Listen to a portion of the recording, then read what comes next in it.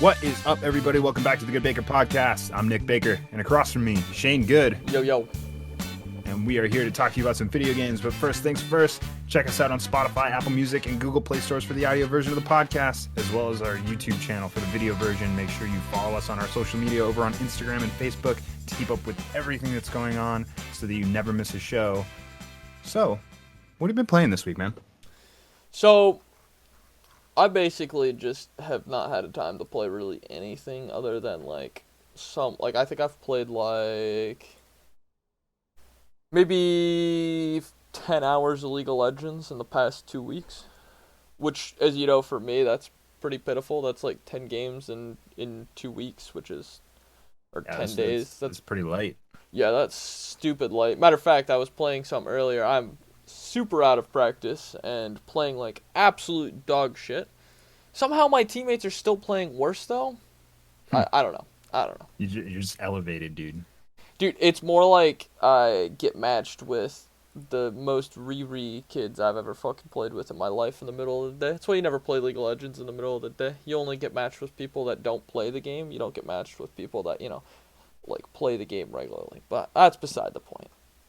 Right, it's not prime time. That's common with multiplayer games. I feel like it's like from like 6 p.m. onward is like the hot zone for getting all the good players on, and anything before that's just like, Yeah. You get like the really bad players right now. I'm not even playing ranked. I'm just playing casual, so it's not that big of a deal. It's just, a mild pain in the ass. Yeah, well, I said we were going to talk about video games, but I know you got all kinds of other stuff going on. What's happening in the tuning world over there? Yes.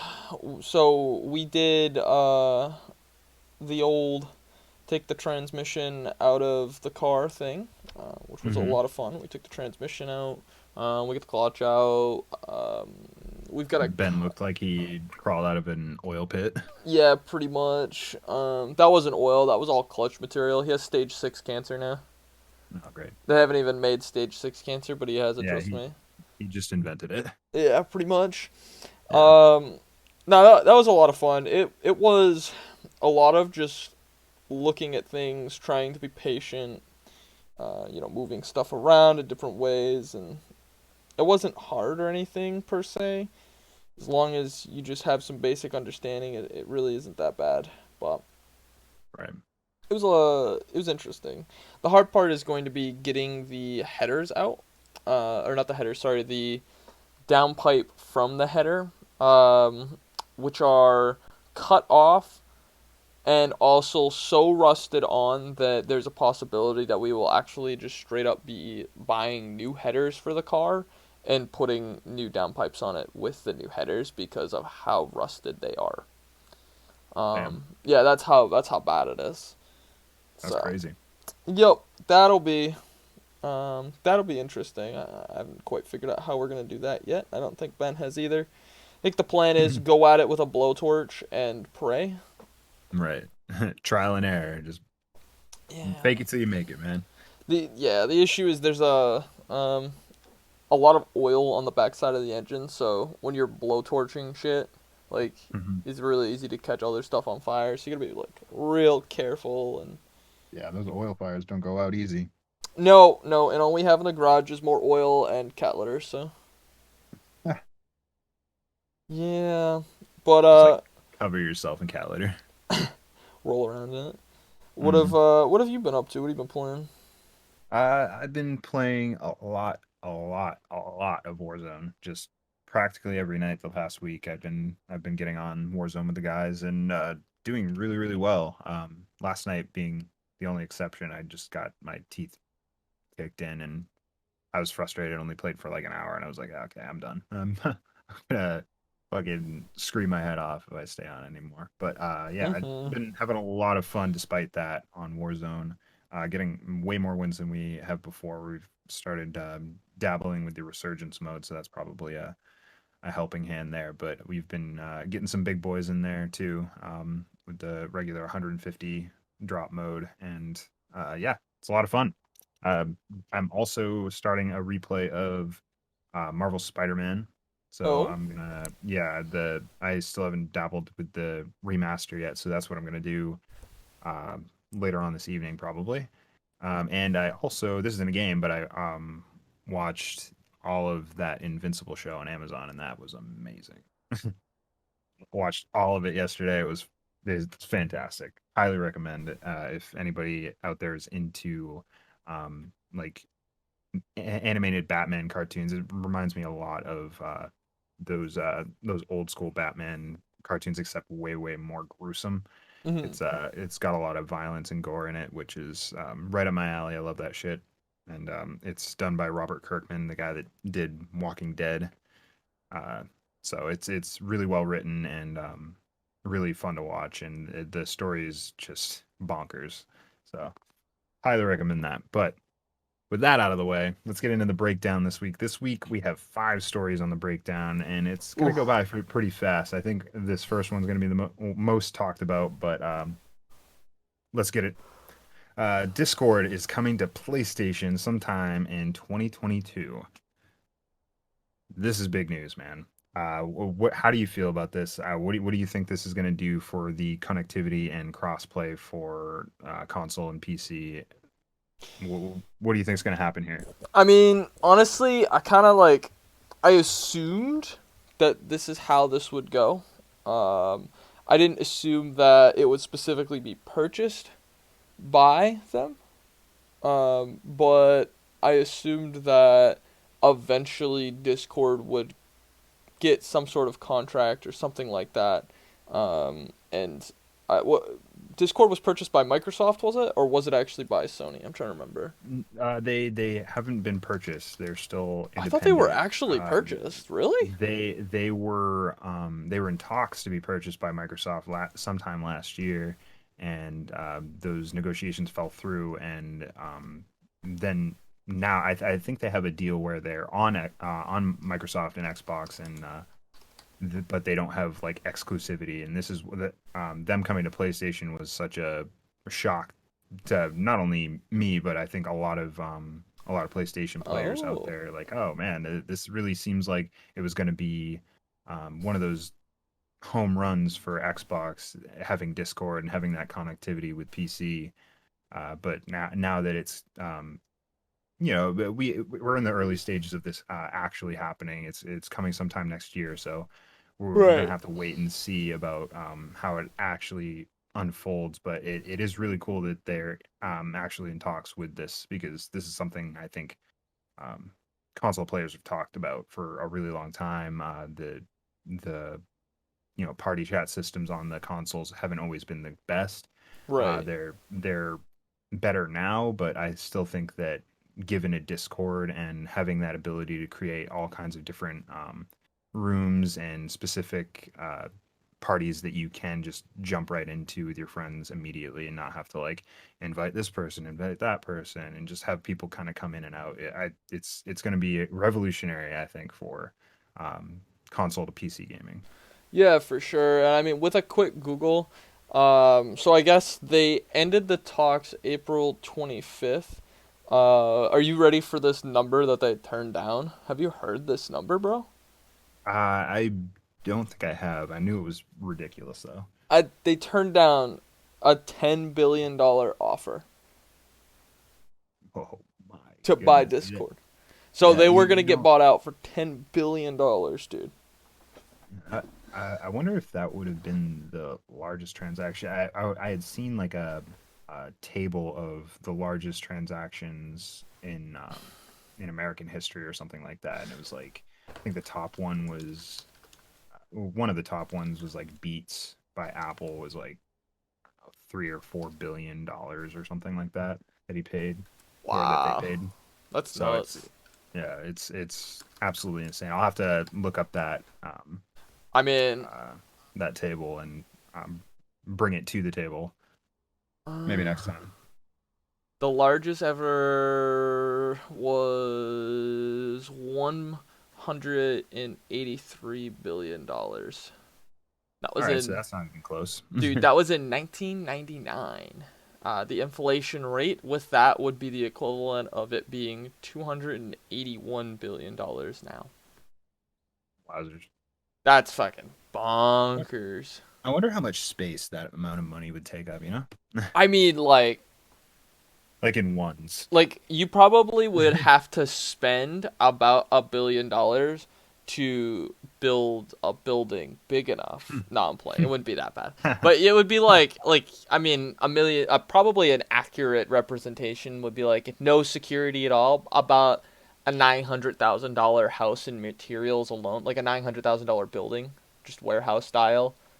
Yeah. You imagine just stumbling upon like two Opening hundred the door and and the cash just like crashes out on you like one of those old cartoons, like, "Whoa." it's all ones. You're like, oh my god, I can go to the strip club. I mean, what? Oh yeah. Oh, Let's see some stars. yikes.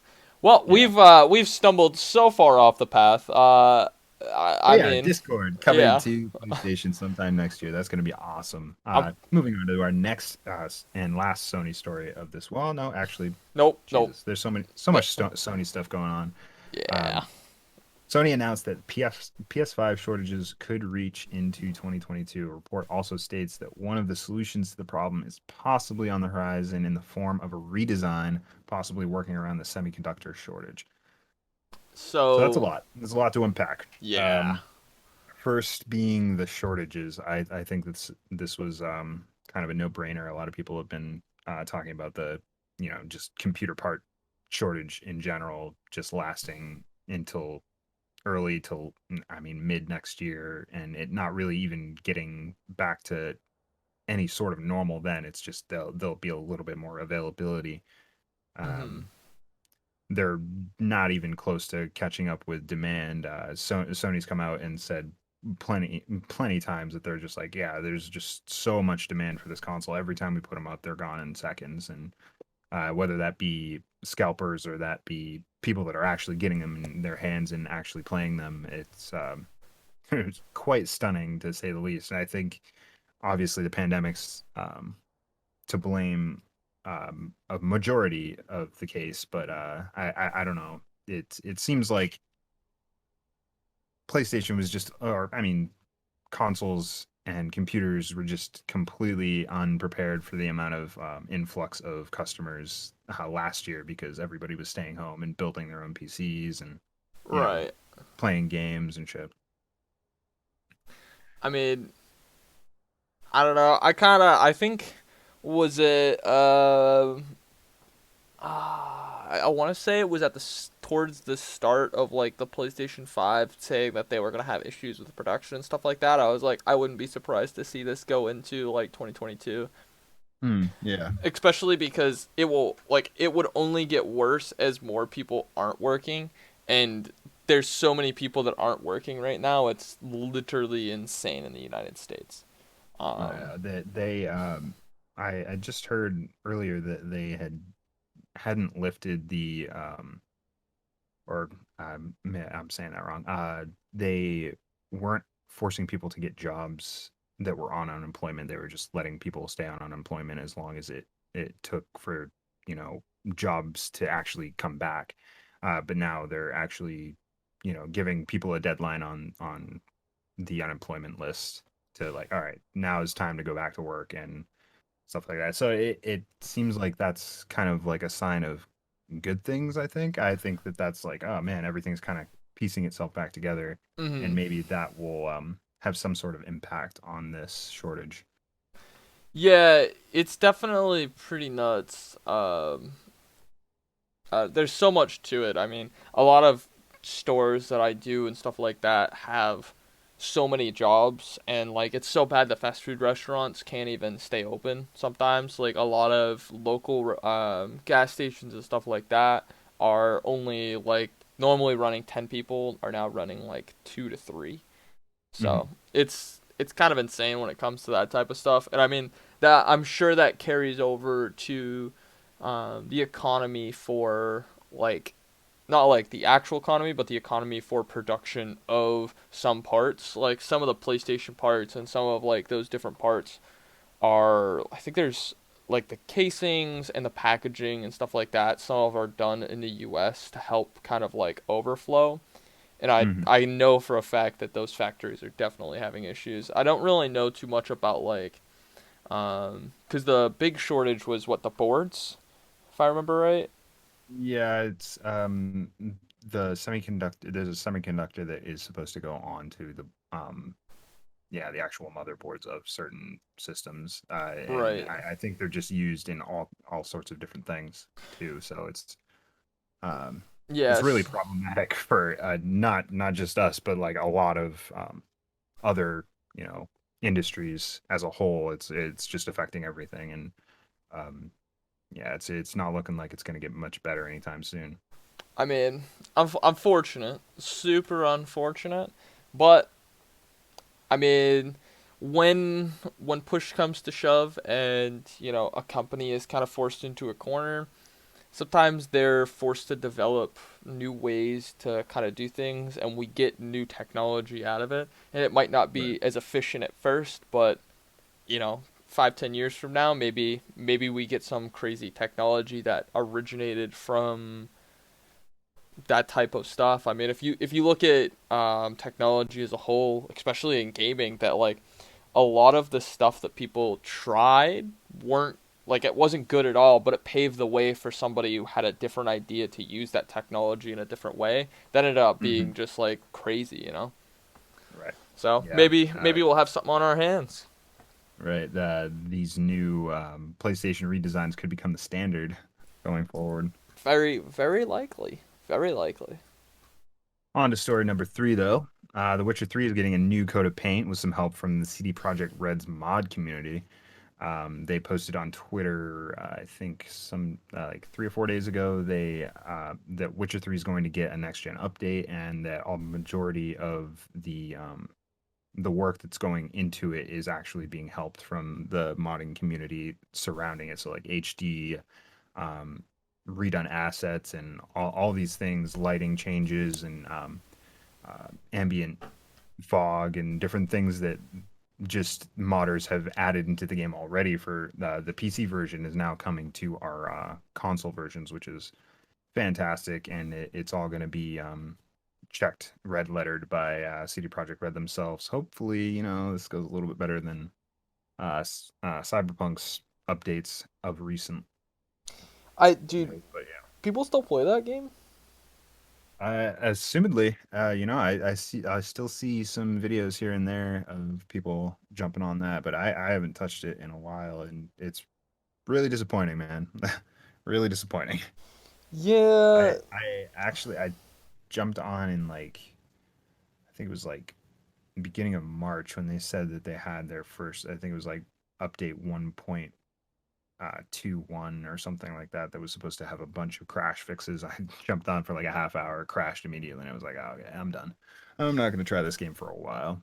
Yeah, I mean, I do hope that they kind of get their shit together and Yeah, because the Witcher 3 is such a shining example of an RPG and a video game in general. Like I think that such a it's on such a pedestal that when we heard about Cyberpunk, we saw all these gameplay videos and how they were hyping it up. We got way too into it, and I'm obviously you know not necessarily a victim of their shit. What I just lost the word. Their advertising and all that. I was like soaked in. I was ready for it when it came out, but yeah, now it just seems like they're kind of pushing Cyberpunk a little bit further down the road and like trying to remind people like, hey, The Witcher 3 was pretty great, and it's getting a nice shiny new coat of paint. So that's good news for CD Projekt Red, and hopefully this gains them a little bit of clout going forward. yeah. I don't know, man. Yeah, I mean Gamers don't it's forget. nah, not big ones like Cyberpunk, but we can start to heal, We can start to heal. It's true. Um, our fourth story this week, reviews are in and looking great for Resident Evil Village. People are raving about the game's mechanics, gameplay, and unique take on horror genre.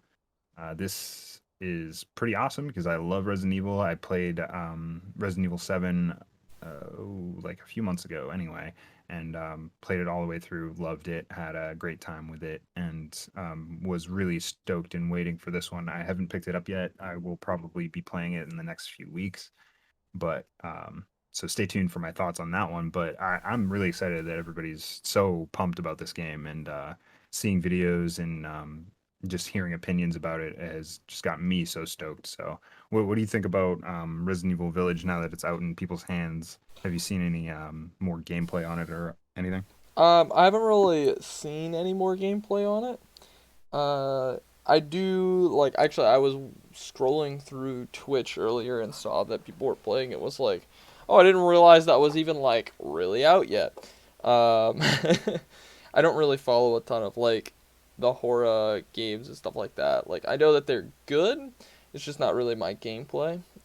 No, Um, and that's completely understandable. I don't think horror games are at all for everybody, and they're very niche. mm, Which it kind of makes them endangered a little bit, which is why I want to really kind of get the news out there that this one is really really good to the people that are interested in these games. It's like give this one a try because I think that this is gonna be the next step for Resident Evil, and they're gonna go in this direction with more of the games coming forward. hmm yeah, I could see that. Um, Yeah. I did like from what I heard about people talking about this game just in my Discord and stuff like that. The game is pretty good, I guess. For like Mm. a Resident Evil game, it's very like for what they are now, it's very colorful and very like what's the word they used? Dramatic, I want to say. Yeah, yeah, I bet. But that's coming from The somebody who knows literally nothing about Resident Evil. the one gripe that I did hear is that the main character, Ethan, is just a tool bag, and he kind of was in Seven, so that really isn't a downturn for me. I'm not really gonna pay too much attention to that, but the story itself I heard was completely insane, so I'm ready for it. Our last story this week is kind of just a tag on. I threw this one on here just to fill out some time if we weren't going long enough, which seems to be the case. So, Oh shit. Paul George and PlayStation teamed up to create PS5 official Nike shoes. Oh yeah, I oh yeah. mean, I can hear the shivers of excitement from here, Shane. I can just hear them. But yeah,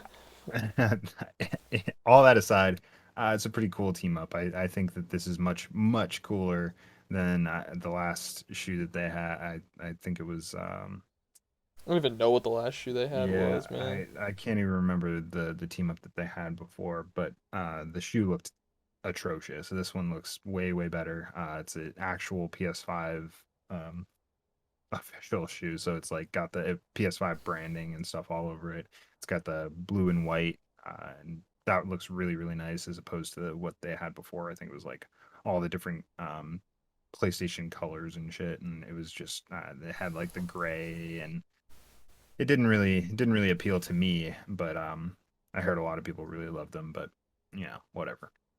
I Um, mean, that's fair. Is it is it going to be like custom colored as in like or not custom, sorry, limited?